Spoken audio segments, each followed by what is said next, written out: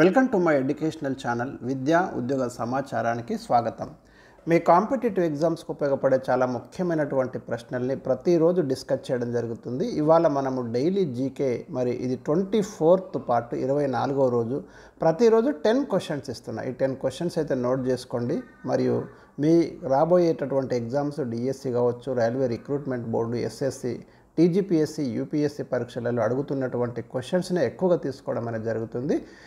ఈరోజు మనకి first question, organisation of Islamic cooperation OIC అంటాం, దీని ప్రధాన కార్యాలయం ఎక్కడుంది అనేది ఫస్ట్ క్వశ్చన్. ఇది ఆల్రెడీ ప్రీవియస్ క్వశ్చన్ అండి, నేను మెన్షన్ చేయలేదు కానీ ప్రీవియస్ క్వశ్చన్.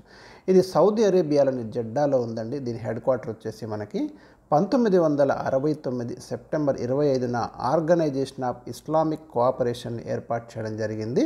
ఇందులో ప్రస్తుతం అయితే 57 కంట్రీస్ మెంబర్స్గా ఉన్నాయి. క్వశ్చన్ నెంబర్ 2 ఈరోజు ఇక్కడ చూడండి. బ్యాక్టీరియా, వైరస్, ఇతర హానికరమైన సూక్ష్మజీవులకు వ్యతిరేకంగా మన శరీరంలో యాంటీబాడీలను ఏ రక్త కణాలు తయారు చేస్తాయి? ఇది ఇమ్యూనిటీ సిస్టమ్కి సంబంధించి చాలా ముఖ్యమైనటువంటి ప్రశ్న. టీజీపీఎస్సి 2021లో అడిగిన ప్రశ్న మనకి బయాలజీ పార్ట్ నుంచి. సో దీనికి ఆన్సర్ వచ్చేసి మనకి లింపోసైట్స్ అండి.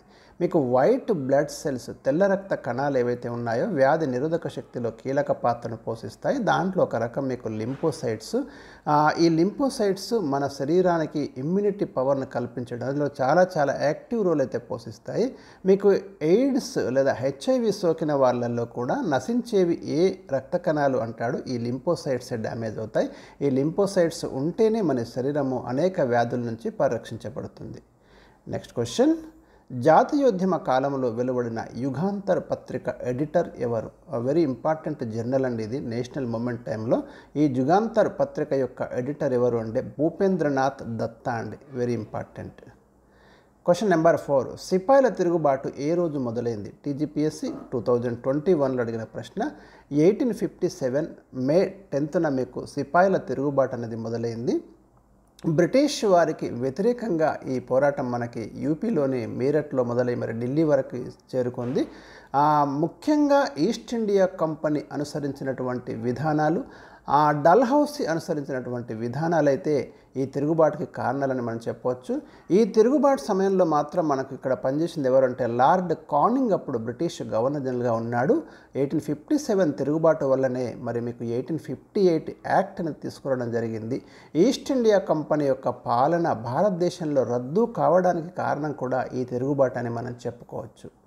నెక్స్ట్ క్వశ్చన్, ఆర్థిక వ్యవస్థలో బ్యాలెన్స్ ఆఫ్ పేమెంట్స్ బీఓపీ అంటాము, చెల్లింపుల శేషం అనగానేమి? ఇది ఎకానమీ నుండి అడిగినటువంటి ప్రశ్న అండి. ఒక నిర్ణీత కాలంలో ఒక దేశంలోని వ్యక్తులు ఇతర దేశాలతో జరిపే ఆర్థిక లావాదేవీలను క్రమబద్ధంగా రికార్డు చేయడాన్నే బ్యాలెన్స్ ఆఫ్ పేమెంట్స్ అని మనం పేర్కొంటాము. Question number 6, great Himalayan national park ఎక్కడుంది? ఇది హిమాచల్ ప్రదేశ్లో ఉందండి. ఇది కూడా మీకు previous question. Land of midnight sun అని ఏ దేశాన్ని పిలుస్తారు? జియోగ్రఫికల్ నేమ్స్ నుంచి తీసుకున్నటువంటి ప్రశ్న అండి. నార్వేను మనము అర్ధరాత్రి సూర్యుడు ఉదయించే దేశం అని పిలుస్తాం. అదేవిధంగా జపాన్ని the land of rising sun అని పిలుస్తారు. సూర్యుడు ఉదయించే భూమి అంటారు జపాన్. నిప్పన్ అని కూడా అంటారు జపాన్ని. ప్రపంచంలో ఏ నదిని అంతర్జాతీయ నదిగా పిలుస్తారు? ఇంటర్నేషనల్ రివర్ అంటాము. డాన్యూబ్ రివర్ అనేది యూరప్ ఖండంలో మీకు ప్రవహిస్తుంది. 7 దేశాల గుండా ఈ రివర్ అనేది మీకు ప్రవహించడం జరుగుతుంది. దీన్ని అందుకే అంతర్జాతీయ నది అని పిలుస్తున్నాం. డెత్ రేట్ లేదా మరణ రేటు అనగానేమి? ప్రతి 1000 మంది జనాభాకి ఒక సంవత్సర కాలంలో ఎంతమంది మరణించారో తెలిపేదాన్ని మనము డెత్ రేట్ అంటాం. 2024లో ఇది 9:1 మీకు 9.1:1000గా మనం చూడవచ్చు. జనన రేటు అనగానేమి? ఒక సంవత్సర కాలంలో ప్రతి 1000 మంది జనాభాకి ఎంతమంది సజీవులైన పిల్లలు జన్మించారో తెలిపేది బర్త్ రేటు లేదా జనన రేట్ అంటాం.